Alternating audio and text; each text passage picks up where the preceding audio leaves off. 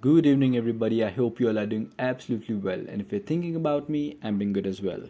In this video, I'll teach you guys how to import images on CamScanner. It's a really simple process which you can do in few seconds.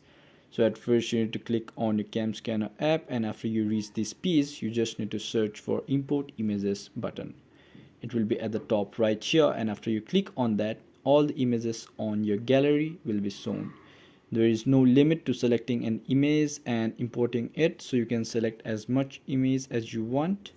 So I've selected 12 images as of now, and I'm going to import it. So to import it, it's a really simple process. You just need to click on this import button at the top right corner, and it will be imported in few seconds. So as you guys can see, all the images that I had selected has been imported now. And if you guys want to add more images, or you can even click photo and import images, as you can see.